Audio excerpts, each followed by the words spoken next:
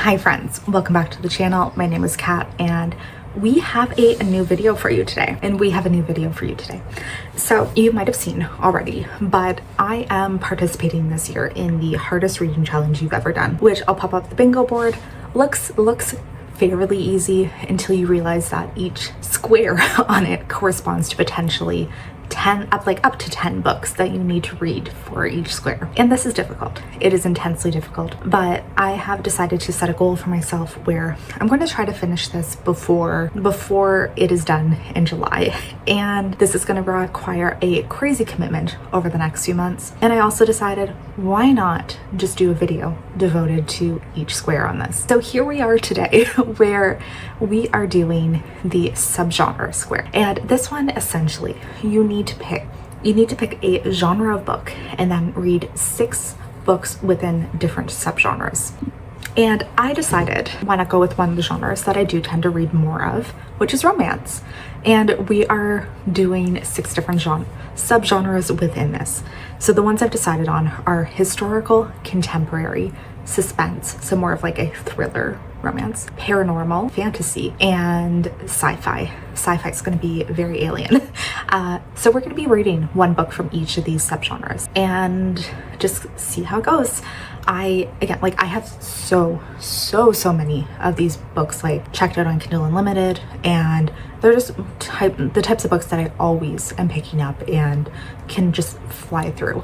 So I'm really excited to, get myself to devote 6 books that I have to read in here. So yeah, I'm excited for this.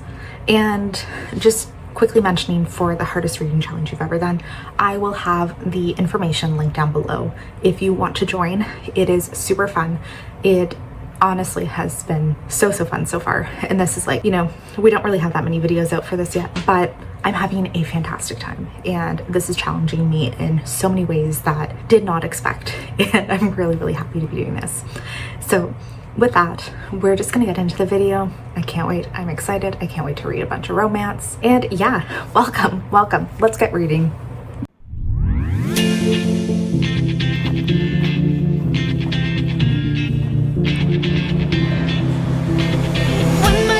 Okay, we are starting with romantic suspense in this video, and the perfect author for this is Catherine Coles. I've read several books of hers within this one series. I think it's called The Lost and Found, and all of them revolve I think they're all a member of this family, and they're in a small town, and there's like something that happens. Some kind of person who's stalking them or trying to fight them, or they've been almost murdered, something like that.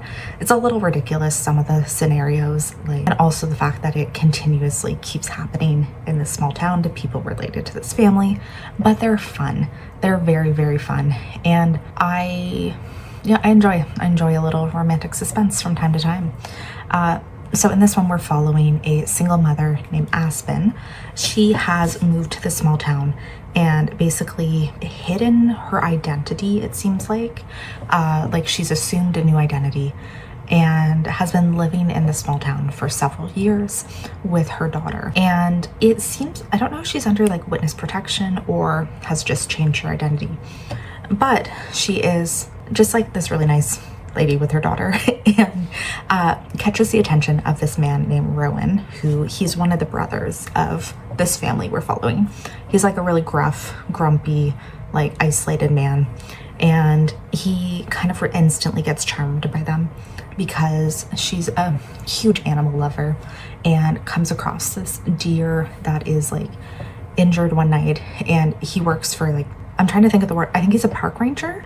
So he comes out to help her, and immediately becomes obsessed with her and wants to help her out, and really gets drawn into her life with her daughter. And I know where the story is going to go. It's whatever she is running from, it is going to come to her. It's going to come back to her. She's going to be in danger, and he's going to be there to protect her. And I'm I know literally exactly where this story is going, but I also don't care because I'm enjoying it. I'm definitely eating this up, and I am very invested in many ways. I like a single parent romance. Usually I prefer a single dad romance, but I'm enjoying, I like this kid which doesn't always happen. I'm enjoying the kid, so that helps. And yeah, I'm having a great time following it so far. It's cute. It's cute. And even though there's going to be like no surprises, I don't care. I'm gonna have a great time. Okay, we have finished Shadows of You by Catherine Coles. And again, this is for the romantic suspense genre. So we now have 1 out of 6 done. Fantastic. And this one, I'm giving it 4 stars. So kind of what I was saying before, I knew 100% where we were going with this book. I had no shocks on anything, to be honest. There was like a plot twist at one point, a reveal. Honestly, I saw them coming from a mile away. They were not shocking. Yeah, every reveal, I felt like I guessed it. There's certain tropes in these books, like somebody always gets knocked out and or kidnapped. It happened in this one. It happens in every single book in this series. And I'm not upset about it. I do have to say, I'm really not upset about it. It's just kind of what I come to expect, and I'm fine. I'm fine with that. It's okay. It doesn't bother me. So like none of this by any means was a surprise, but it also did not bother me that it wasn't. I went into this and just had a fun time, and that is fine. That is fine. That is all that really like matters to me. So yeah, there we are. We have finished this one. It's 4 stars. We have the first book of this video done. It was great. Romance was lovely. No complaints. Honestly, would recommend this series for anybody who likes romantic suspense. You're not going to get anything too crazy. It's not like once you've read one of the books too, they all kind of follow the same format, but sometimes that is like exactly what I want in life, and I'm good with it. So yeah, 4 stars, we're done.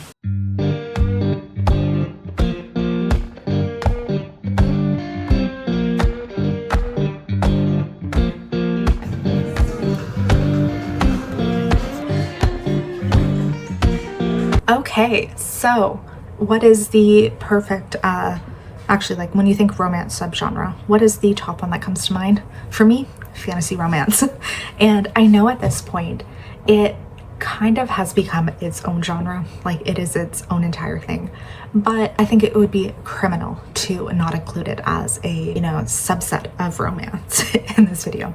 So the one I've decided to pick, and this is feeling very fairy tale-esque, but I picked The Swan's Daughter by HRCYED, and this is, I think, her newest release. I think it just came out in January, but it feels very much like we are reading a lyrical, beautiful fairy tale and exploring something that could be like a classic kind of book. It's giving me a lot of vibes of like the writing itself, very, very similar to Naomi Novik's like Spinning Silver, and what's the other one? Oof, I can't remember the name of the other one. But there's 2 books from Naomi Novik that give me like the most beautiful fairy tale vibes I've ever read. And they're ones that I constantly go back and like recommend over and over again as something that if you want a whimsical fantasy or a just very fairy tale-esque, like that's the only way I can really think to describe it. This is giving me that through and through. And this is a type of fantasy that I love and can never find enough of. Yeah, it just feels like we are living out a fairy tale. It's great. So in this world, there's a ton of magical creatures. There's all these magical kingdoms. And we are following a magician who, well, the daughters of this magician who goes in and basically kidnaps a Veritas swan, which they're these magical type of swans in this world where they are supposed to be like the most beautiful women in the entire existence. They can switch between swan and woman. Their song can make you tell the truth / compel you to do anything. But also they have this curse on them basically where when they love someone, they give them their power. Like this necklace automatically appears in whoever they give their hearts to, that enables them to control basically everything that they are able to do. So we have a wizard who is kind of a dark wizard. He purposely went and captured one of these swans as his bride, and they have a very contentious relationship, I guess you could say, where she loves him. She like 100% loves him, has given her heart to him, but also is aware, very, very aware of the fact that he now controls her and her entire life is basically at his beck and call. So fast forward many years, they have daughters. They have, I think, 7 daughters.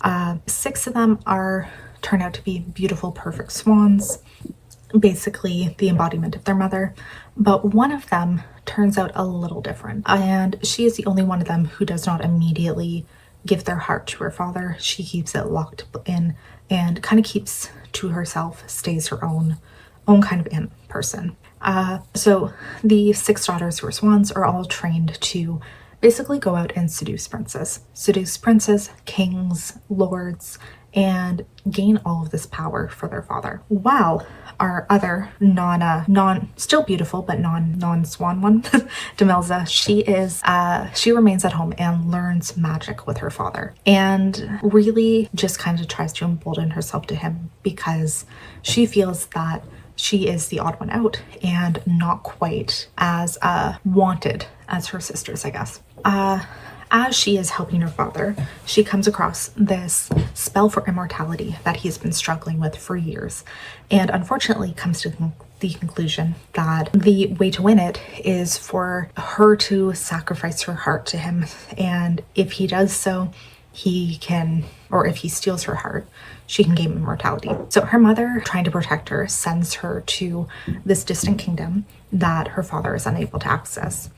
And while there, happens to be perfect timing, because the prince is hosting a competition for a bride. There's all kinds of different issues with this prince and this weird rules with the royalty line, but basically, to be able to win the prince's heart, you have to not be a threat to him, not want to kill him. And she comes in to this competition and kind of creates an agreement with him where she's going to help him find which of these potential brides are actually there for him, not to just get power, not to just kill him. And in return, he will let her stay here safe at this palace away from her father. It is beautiful. It is so beautiful. The writing in this is stunning. It is like so enchanting and lyrical and beautiful. And I am eating this up. I am loving every second of it. It is just beautiful. So, so beautiful. And exactly the type of book that I love. So I'm having the best time ever. Like, truly could not be enjoying this more. I think this is real 5-star potential. Like, it is just stunning. I'm loving every second of it, to be very, very honest, and cannot wait to dive back in. So yeah, this is great. This is really, really like the best type of scenario for me. So yeah, I'm gonna go keep reading.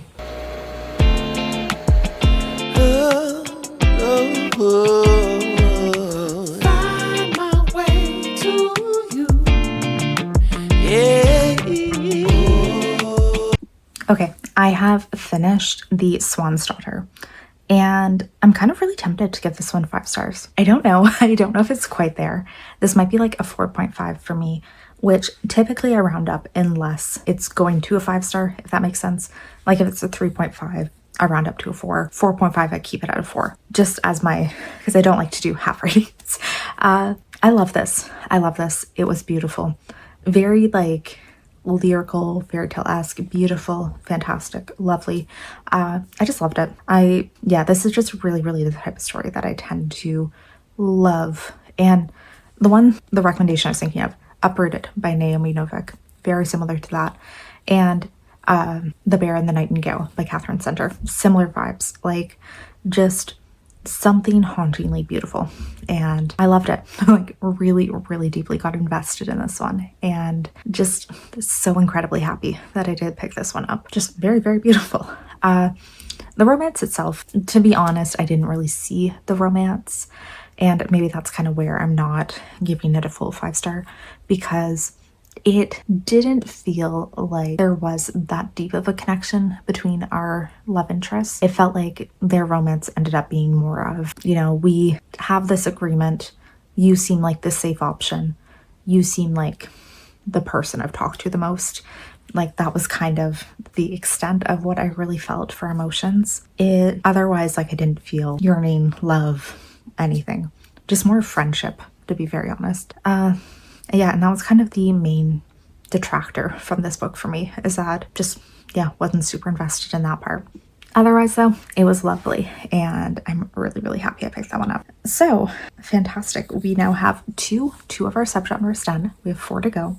I don't know, next I'm either going to do paranormal or sci-fi. I have not decided yet, but I do know what book I'm going to read for both of them. So I kind of just need to go grab those and get started. But we're doing good. This is fun. This is like, I mean, they're all subgenres that I do typically read. I do read romance, and I'm always happy to have an excuse to read more of it. Today's also Valentine's Day, you know, we are just in this beautiful romance mood and I don't mind it at all. So yeah, I'm gonna go decide what one I'm feeling more towards. Sci-fi, I think I'm gonna do one of the next books in the Victoria Aveline series, the Clickanian series, and I have a few of those that I own. So either one of those, or for paranormal, I'm gonna do Son of the Morning, and that one I do believe involves angels and the devil and stuff, so kind of fits well into paranormal. So yeah, I'm gonna go decide.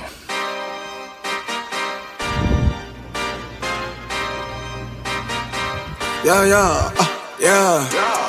Pop in, burning like this ain't. Okay, so I decided to start next Son of the Morning, and I'm really excited about this because I've read quite a few books from this author before, and I think every one of them has been really, really good for me, and ones that I've rated like very, very highly, they've all just been interesting. So having a paranormal devil romance sounds good. We're basically following our main character. She comes from this family of women who all seem to have some kind of elseness, otherness, something going on to them that is not just the normal thing, just some kind of magic that they have.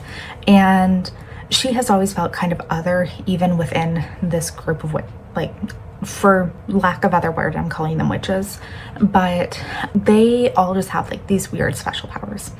And she has decided to leave her family and kind of set out on her own and try to create something for herself, which has resulted in her living in the human world. She has a few friends, but very much is kind of living in secret, really not like admitting what she is, hiding all of her nature, and not like actually living as herself, if that makes sense. But her friends, one of them is a horror author and one of them's the daughter of this like insanely rich man, and they go to a party at his house where he has basically obtained this ancient artifact that was being held by the Vatican, and I think it was stolen by the Vatican, so he decided to free it from them. And when they get to this party, they come across the like head of security for this man, and basically our main character is immediately so insanely attracted to him and so intensely drawn to him that she like immediately propositions him, creates this little like deal with him. By deal, I mean like she's like, oh, I will dance with you if you let us go see this artifact. And it ends up leading to them hooking up. And immediately after they hook up, he tells her that his name is Lucifer. And her being involved in the supernatural world, she's like, oh shit, the devil exists. I know this. And I just did something with him. So he is like insanely drawn to her. She's insanely drawn to him. And we're going to be following like a little romance there. I'm curious. One thing I'll say, which is not something I really like, is that it definitely went from like 0 to 100 in the smut. And I much prefer a slow build. I would rather have 1 to 2 sex scenes per book, and we spend the entire book just building up and getting there. And like, I want yearning, I want tension, I want the time that they finally hook up to be like intense and groundbreaking. But so when there's like a hookup so early on in the book, it does kind of throw me out of it, and I can't always get as invested.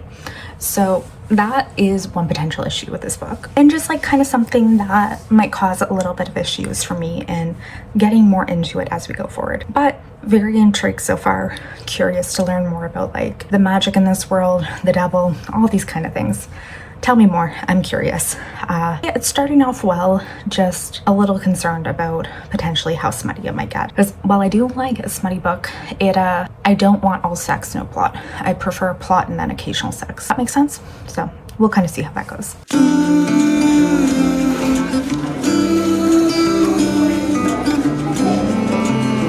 I feel like I hit an unfortunate part in this book where it did start off incredibly strong for me. I was so incredibly fascinated with this world, our character, the magic, the bringing in of the devil and these angelic beings and devil creatures, demon princes, like all of these things really, really were lining up to be a potentially like fascinating read for me.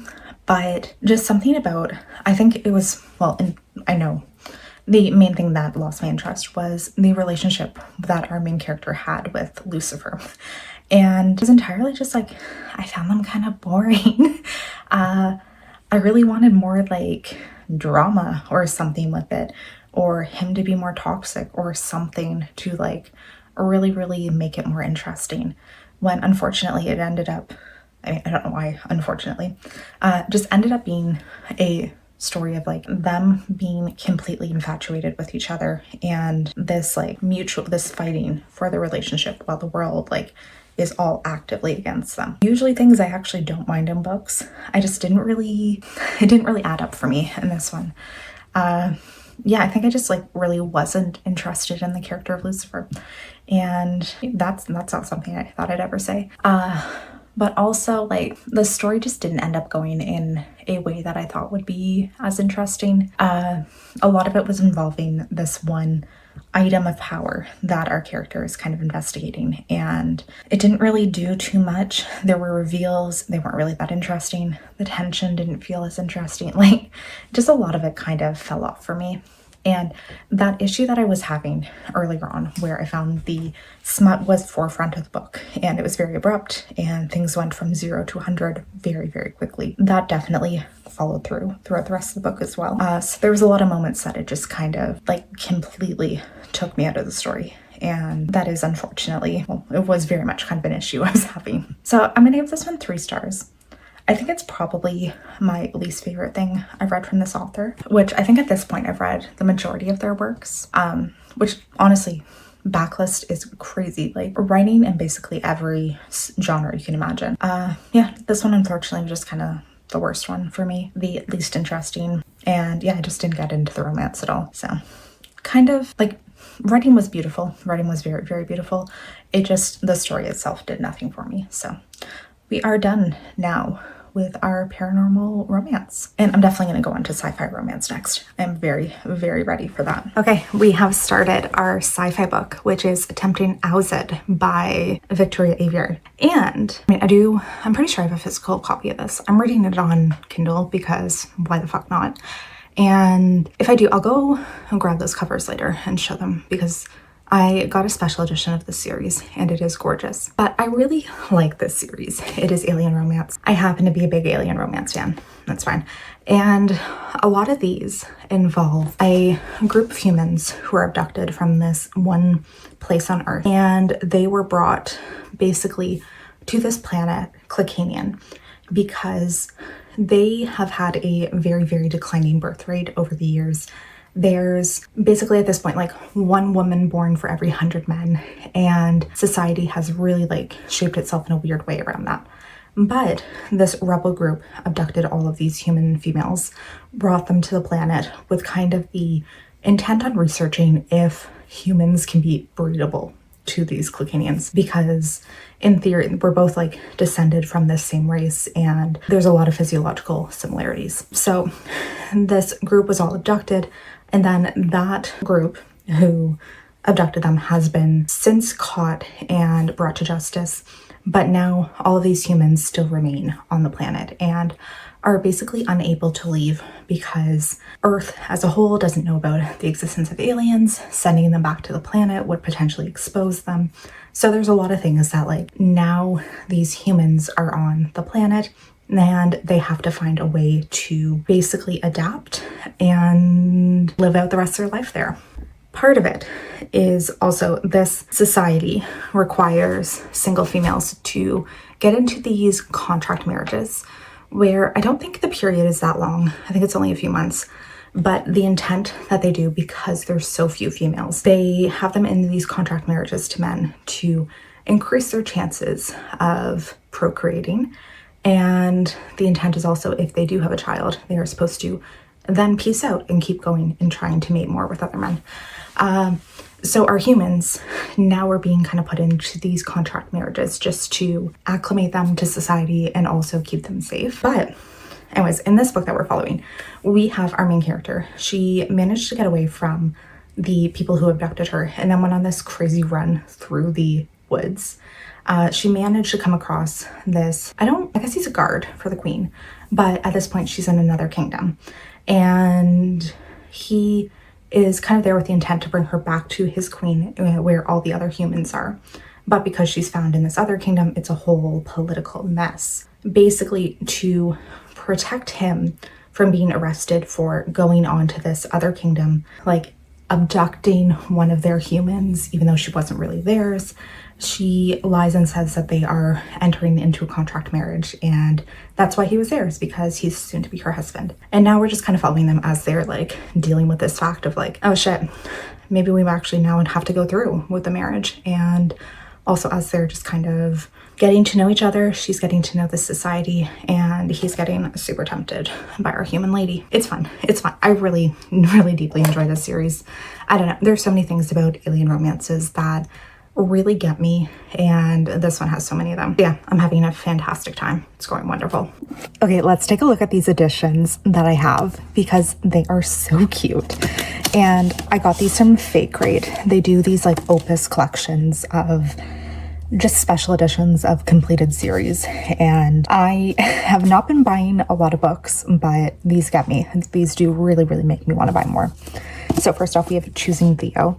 I really like the style of art they did on these ones too. They feel very like comic booky in a way, and I'm just a really big fan of that. Book 2, Freeing Luca. Also like kind of giving Harlequin romance. I'm so into it. I'm so into it. Oh my god. Like I just want so many books with this style of animation.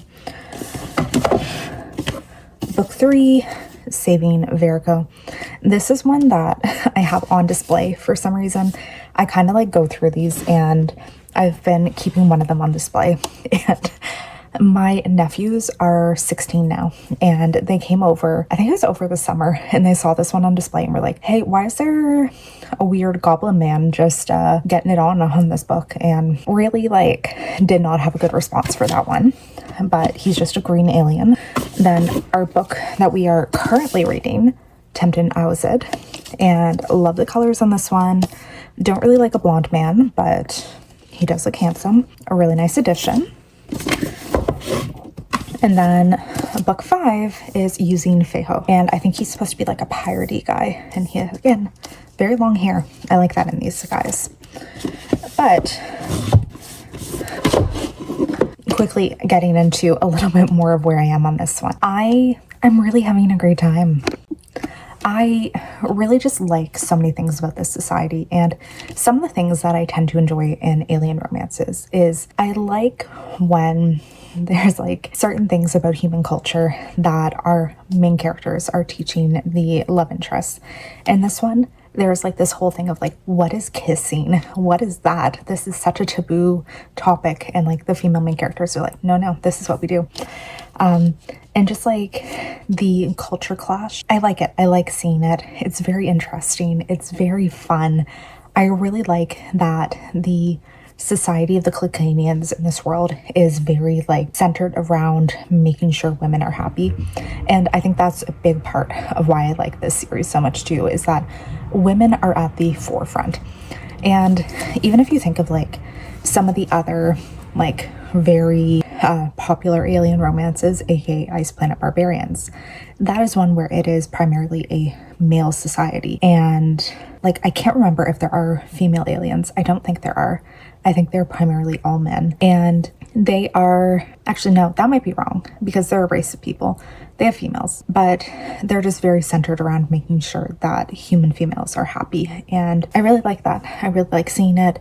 It's kind of like almost a utopian society in a way for just how well society functions and how well people are treated. And again, it's really, really interesting to follow along in these. So we are going on this one. Like I said, I'm having a fantastic time. I Haven't gotten too much further since I last updated, but just so many cute things are going on. All right, so finished Tempting Alice, and it was fun. It was fun. I will say, I don't feel like this one really did anything that original compared to the other books in this series. I think this is book 4? Yeah, book 4.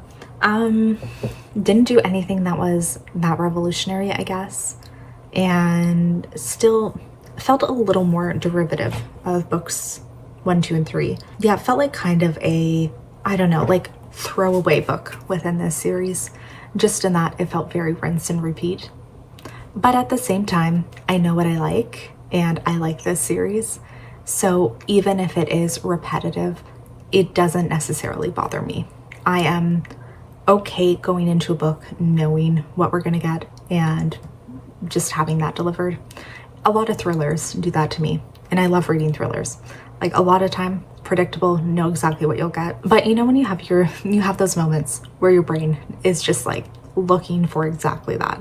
Your brain is just ready to be comforted and not think about a single thing. Perhaps this was the option for it for me. I think one thing maybe that is starting to get to me though is I feel like all of the male characters have kind of the exact same personality too. They're all like these grumpy men who become like softies as they fall for their woman, and we could maybe deviate from that a little bit in the further books. I did feel like our female main character was a little bit of an asshole in this one too, but eventually, like, I did enjoy it. Just minor complaints, feels a little repetitive, but also I'm okay with that. And yeah, just alien romances, they are very much for me. Through and through, I happen to like them. And I did read another book that we're going to talk about. So for our historical romance prompt, I read Emma by Jane Austen. And I've been listening to this on audio for the last few weeks, to be honest, so I could have come in at any time to talk about it, but to be very honest, like, I didn't have a lot of thoughts. If you happen to know, the masterpiece of a movie, Clueless, is based on Emma, and I think that was something that was very present in my head for every scene of this book. Is I was just comparing it mentally to what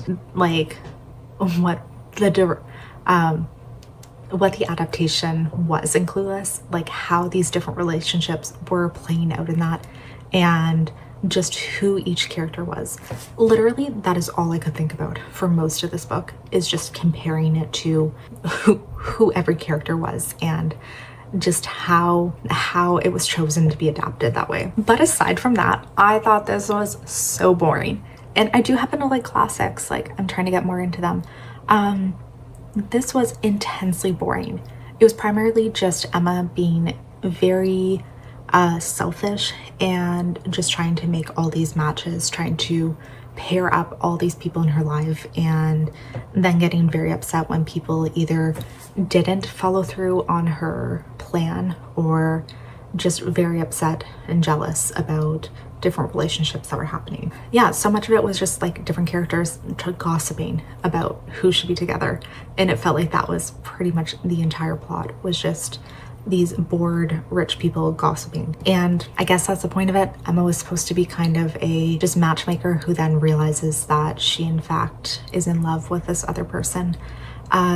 Just so boring and so obnoxious. I didn't care about any of the characters. I didn't really care about their relationships. When Emma's like, it was very obvious who she was gonna get with. Let's say aside from clearly knowing from Clueless, because that one definitely tracked.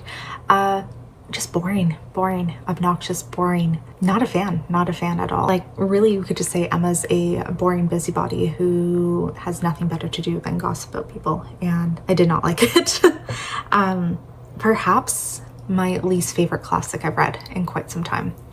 I'm trying to think of comparables that are on this like level of dislike, but can't really come up with anything. Yeah, genuinely, it was just super boring and didn't enjoy it at all. Yeah, it feels unfortunate. Like, I want to be somebody who's really into Austen's work and who's really into more the English romantics, and unfortunately for me, I find that they don't do it. I don't like the romances, and I'm just not as into all the drama that happens in them. So yeah, that's 2 stars. But another book down, and I guess technically with that, we now only have a contemporary romance to read. So we're doing good, I guess.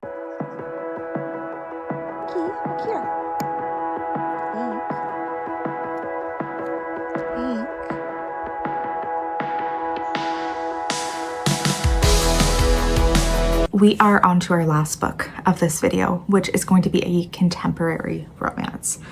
And I'm gonna be honest, there were so many that I could have picked up, so many different ways I could have went.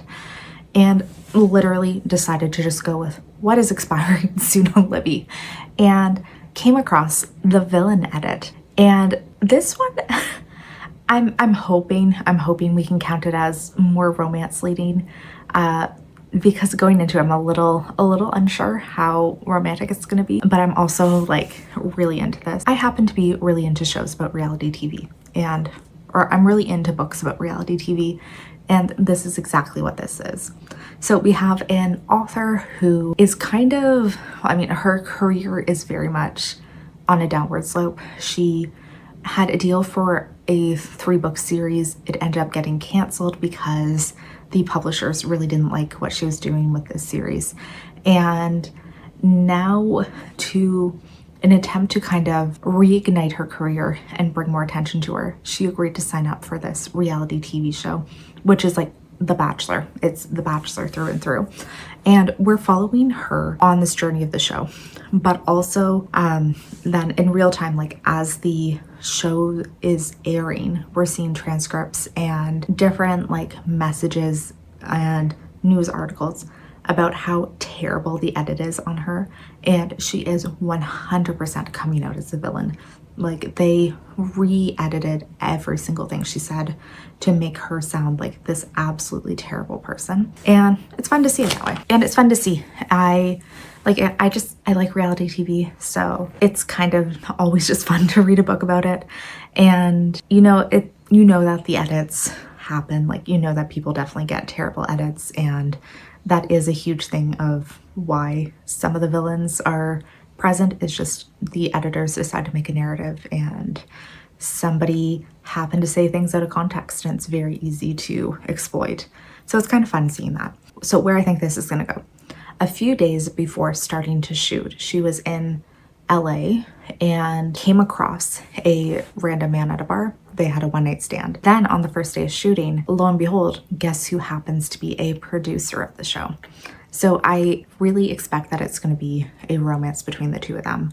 And she is kind of going to go along with the reality TV show portion, and then in the background be falling for this producer man. I'm fine with that. I am in. I am ready to be invested in this.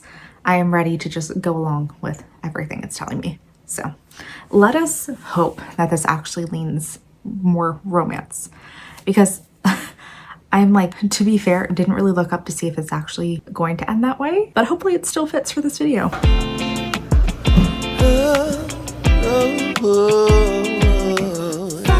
So I'm not gonna lie, the majority of this book, I was kind of in my head panicking about whether or not this would actually be considered romance, and if we would end up then having to read another book on top of this to finish off the video. Thankfully, it did end up being a romance, but I hated everything about said romance that we followed. So our main character, she is in this reality TV show, and it's basically The Bachelor. The producers decide her to basically edit her as the villain of the season, and really make her sound terrible. But we're just really following the behind the scenes as she is going through this show, and seeing all of the things that like the producers push her into saying, the realities of a lot of the things going on, how things are taken out of context, and how this edit like really badly reflected her. So I will say, and the central romance, we are following her and the like lead of the Bachelor show. And at first you kind of think that that's going to be the central romance, but there is a subplot where a few days before the show started airing, she accidentally met one of the producers, neither of them knowing who the other person was, at a bar, and has a one-night stand. And then the primary romance is them sneaking around in the background. So I'm really conflicted on what I think about this book. On one hand, I did really like the story of the reality show. I liked kind of seeing the behind the scenes and just the way that our main character was really manipulated by all the producers and kind of pushed to her breaking point in so many ways and pushed to do things that she normally would never ever want to do. And then subsequently how that came off on TV and how the general population reacted to it. So I enjoyed that part. But then I hated everything about this central romance. I thought that the male main character, the male romance lead, was horrible. Like, truly did not have a redeeming quality to him. There is no part of me that understands why she won. I mean, I guess I understand why she was initially attracted to him. No part of me understands how she decided to end up with him. Felt like he was just manipulative. He was lying to her. He was constantly just pushing her into doing these things. And all of it was because he just like couldn't decide what was more important to him, the show or her. And there was just nothing redeemable about some of the things that he did. I feel like we really needed like at least a few more scenes of showing him just kind of like making different decisions or really like going all out there for our main character and just like making these grand gestures or something, because I don't think there was enough. And I cannot imagine why they ended up together. Like, nothing about it seems like he was somebody to root for. I very actively, in fact, was hoping that she would just end up with no one.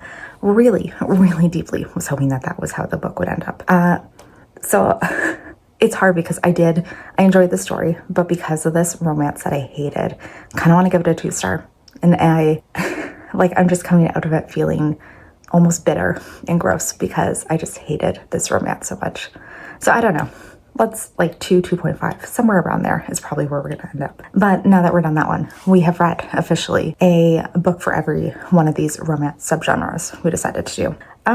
Overall okay. I know what I like. I know that like fantasy and sci-fi, those tend to be my go-tos.